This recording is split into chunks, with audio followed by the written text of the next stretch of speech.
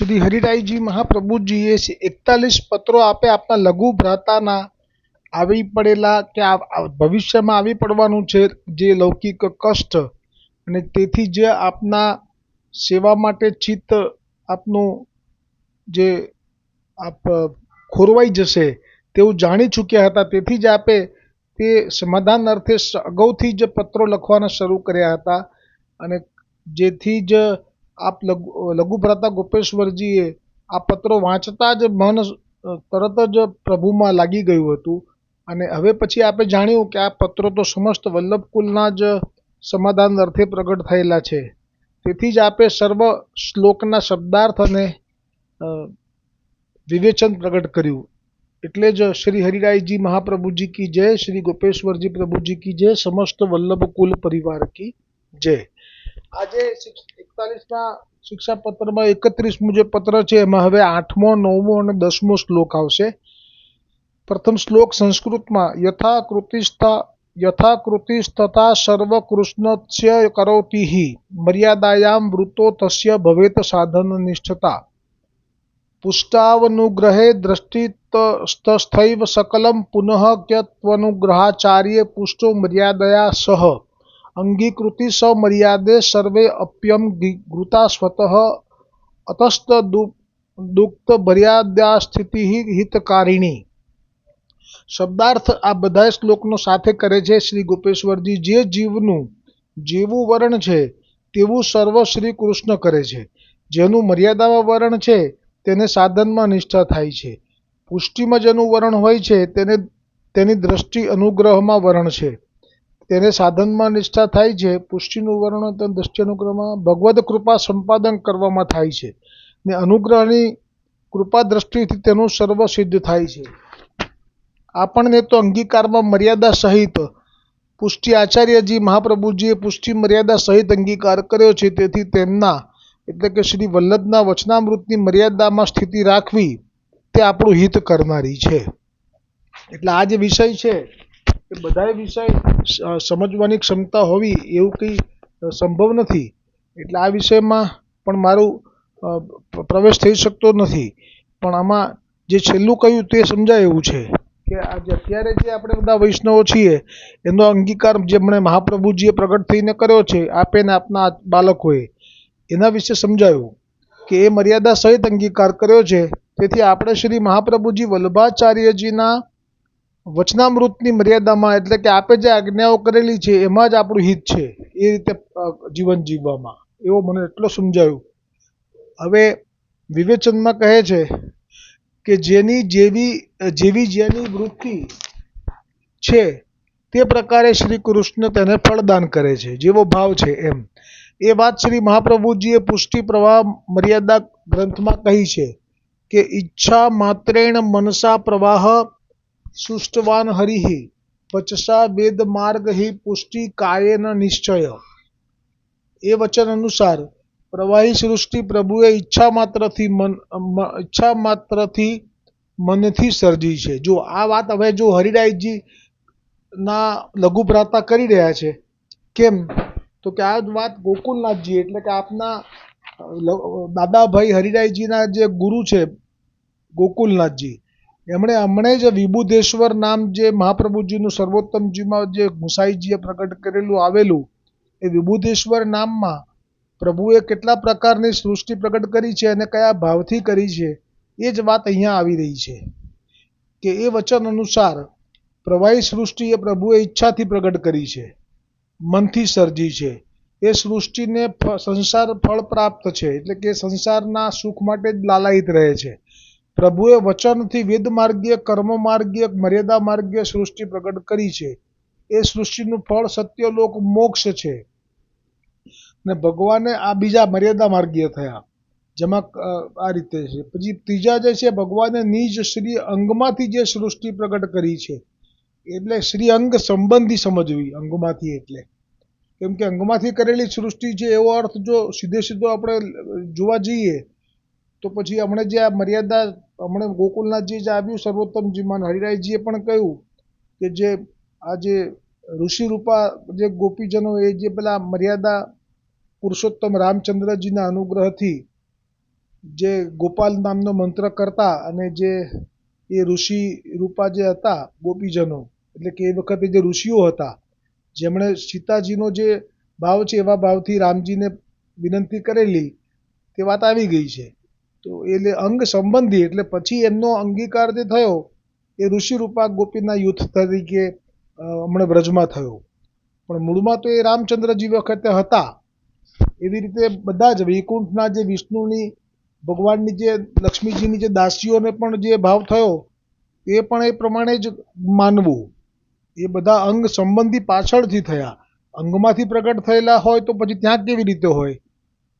રામચંદ્રજી વખત જંગલમાં શું કરતા હોય અને વૈકુંઠની જે દાસીઓ છે એ શું કરવા શ્રી અંગમાંથી પ્રગટ થયેલી ત્યાં હોય લક્ષ્મીજીની દાસીઓ.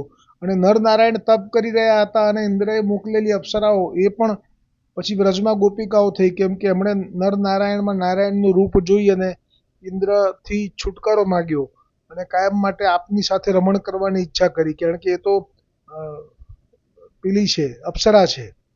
તો ત્યારે કહ્યું કે અમારી મર્યાદા છે, અમે અત્યારે ઋષિના દેહમાં છીએ, પણ તમારો આ મનોરથ અમે પૂરો કરીશું, પણ એ પૂર્ણ પુરુષોત્તમ રૂપે.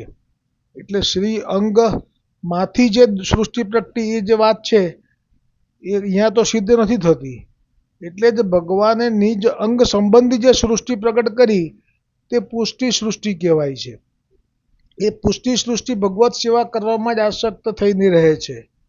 એ પુષ્ટિ સૃષ્ટિનું ફળ પ્રભુના સ્વરૂપાનંદનો આસ્વાદ છે.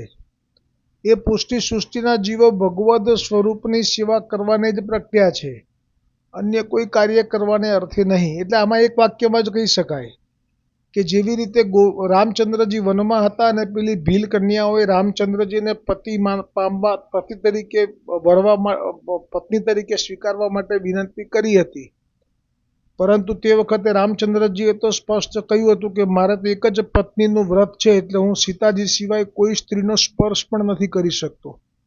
તો તમે લોકો આ જીદ છોડી દો. પણ તે બધી પછી મૃત્યુ મરવા તૈયાર થઈ ગઈ.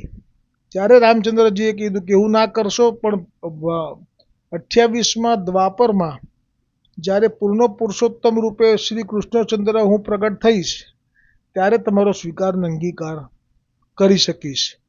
ત્યાં સુધી તમે આવી રીતે થોડી રાહ જુઓ. અને એ બધી જ પછી ભીલ કન્યાઓ થઈને જન્મી અને ગોવર્ધન ગિરિરાજજીથી એમને બ્રજમાં અંગીકાર કર્યા. આ પ્રમાણ છે. એટલે એક વખત હવે એ જે પુલિંદીજનોને ઠાકોરજીએ રાસમાં અંગીકાર કરી અને પોતાની જે એમનો ભાવ હતો કે અમારા પતિ થાય એ આપે સ્વરૂપ તરીકે એમને સ્વીકારી લીધા. તો હવે એ જે પ્રભુની થઈ ગઈ, એટલે પ્રભુ જેટલું સામર્થ્ય હવે એમનું થઈ ગયું. એટલા માટે થઈને અહીંયા કહ્યું કે તે લોકો બીજા કાર્ય માટે નહીં પણ માત્ર પ્રભુ માટે જ પ્રગટ્યા છે. કેમ કે હવે જેમ કે પ્રભુની પત્ની હોય એમનો તો પ્રભુના પોતાના પતિની સેવા કરવી, એ જ પત્નીનો ધર્મ તો પતિની સેવા કરવી, એક વાક્યમાં સમજાય એવું છે આ કે પત્નીનો ધર્મ તો એક જ છે કે પતિની સેવા કરવી. પછી એમને બીજા કોઈની સેવા ક્યાંથી આવે? એટલે બહુ વિસ્તારથી ના સમજવું હોય તો આટલું તો ઘણું કહેવાય. એ પુષ્ટિ જીવોના શરીર સ્વરૂપથી, ગુણથી તથા લિંગથી ભગવાનના જેવા સુંદર છે. મેં કહ્યું કે અર્ધાંગીની છે એટલે એવું જ હોય, બધી રીતે એમનું અલૌકિક જ હોય સામર્થ્ય. એમને રોગ પીડા તથા ઉપદ્રવાદિક દુઃખ આપી શકતા નથી. એ પ્રકારે જેવો જીવ તેવી તેની ક્રિયા, અને તે પ્રકારે જ કૃષ્ણ તેને ફળદાન કરે છે. એટલે આ પણ સમજવું હોય તો બહુ બીજો એક દ્રષ્ટાંત બહુ સુંદર છે. બે દ્રષ્ટાંત લઈશું આપણે. તો જુઓ, 84 વૈષ્ણવમાંથી 2 વૈષ્ણવ એવા છે કે જેમને વર્ષો વૈસહ શ્રી કૃષ્ણથી ચિત્ત ચોંટતું નથી. એ કયા છે? તો એક તો છે પદ્મા રાવલ. એ પદ્મા રાવલને કેમ ચિત્ત નથી ચોંટતું કે એમણે તો એવું જ માગ્યું કે મને તો રણછોડજી રૂપે દર્શન આપો, મહાપ્રભુજીને એવી વિનંતી કરી.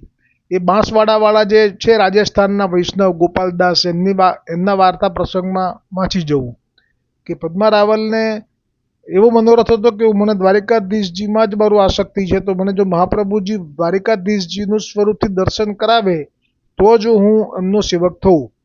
તો તો બાંસવાડાવાળા ગોપાલદાસે ની અંદર બિરાજેલા મહાપ્રભુજીએ જાણ્યું કે આ બે ચાર જીવો એવા પણ છે કે જે દ્વારિકા લીલાના છે અને અમારે એમનો અંગીકાર કરવો છે. તો આપે પછી એમને જ આજ્ઞા કરાવડાવી કે હા તમને આપશે દર્શન. અને ત્યાં ગયા વડીલ તો સાક્ષાત મહાપ્રભુજીએ ચતુર્ભુજ રૂપે દર્શન આપ્યા. એટલે તો હમણાં 4 દિવસ પહેલાં જે ચિત્રજી મૂક્યું હતું મેં એ પ્રસંગનું જ છે કે વિરજો અને પદ્મા રાવલ અને માવજી આ ત્રણેય જણાને આવા દર્શન તો થયા, પણ એમાંથી એકલા પદ્મા રાવલને એ સ્વરૂપમાં આસક્તિ હતી. પણ જે માવજી અને વિરજો છે એ તો પાછા બ્રજના શ્રી કૃષ્ણ રસો વૈસહ છે એમની સાથે લીલા સંબંધ છે, એમનો પુષ્ટિ લીલા સંબંધ છે. આ મર્યાદા પુષ્ટિ છે, પેલા શુદ્ધ પુષ્ટિ છે. આ રીતે ભેદ છે. એટલે જે બીજા છે એ આ પેલા ગોવિંદ દુબે એ તન મધ્યા એટલે સત્યભામાની જે સખી છે દાસી એ તન મધ્યા છે, એ એનો અવતાર છે. એ પણ દ્વારિકા લીલામાં હતી. તો એને ભગવાન દ્વારિકાધીશજીને એક વખત એકાંતમાં એકલા જોઈને કહ્યું કે અમને પણ થોડો લાભ આપો ને. તો એ હવે વિનંતી કરી શકાય રાજાને, અને રાજાએ સ્વીકારવી પડે, આમાં ના ના પાડી શકાય. તો આ તો પ્રભુ છે સાક્ષાત. એટલે એ પણ જોયું કે પાછળ જ સત્યભામા ઊભા છે અને સાંભળી ગયા છે. એટલે એ હસવા માંડ્યા અને તરત જ સત્યભામાએ કહ્યું તન્મધ્યાને કે તું અમારી બરોબરી કરે છે, જા ભૂતલ ઉપર પડ. એટલે થઈને એ ગોવિંદ દુબે થયા. તો એમને પણ વારંવાર મીરાબાઈ પાસે પહોંચી જતા, કેમ કે જેવો જેમનો ભાવ. અને એવી રીતે પદ્મા રાવલ જેમને ચિત્ત જ ના ચોંટ્યું, ગોવિંદ દુબેને ચિત્ત ના ચોંટ્યું હા સેવામાં. એટલે કેમ ચોંટે નહીં, કેમ કે વ્રજની આ રીતિ પ્રમાણે આજ્ઞા કરી વલ્લભે, પણ એનું ચિત્ત તો દ્વારકા લીલામાં. એટલે પછી વિનંતી કરી કે મને તો ચિત્ત ચોંટતું નથી, ચિત્તમાં સેવામાં ચિત્ત પરોવાતું નથી. ત્યારે મહાપ્રભુજી આ નવરત્ન ગ્રંથ પ્રગટ કરેલો. એટલે જેવો જેનો ભાવ છે એવું ફળ આપે છે, એવું આ શ્લોકમાં આવે છે. અને તેથી જે જીવ એમ ઈચ્છા કરે કે અમુક સાધન કરીશ તો અમુક ફળ મને પ્રાપ્ત થશે. જે જીવનું વરણ ભગવાને પુષ્ટિમાં કર્યું છે તે જીવ પ્રભુનો અનુગ્રહ જોઈ રહે છે. જે જીવ સર્વ કર્મ કરે, ભગવદ ધર્મ પણ પાળે, પરંતુ મનમાં હું સાધન કરું છું તેથી મને ફળ પ્રાપ્ત થાય છે એમ સ્વકૃત સાધન બળનો વિચાર કરતો નથી, એ પુષ્ટ જીવ નિસ્સાધન નિષ્કિંચન થાય છે. એ જીવ એમ જાણે છે કે પ્રભુ કૃપા કરશે ત્યારે જ મારું કાર્ય સિદ્ધ થશે. એ પ્રકારે સર્વ સ્થળે સર્વ કાર્યમાં પ્રભુનો અનુગ્રહ જોઈને રહે છે.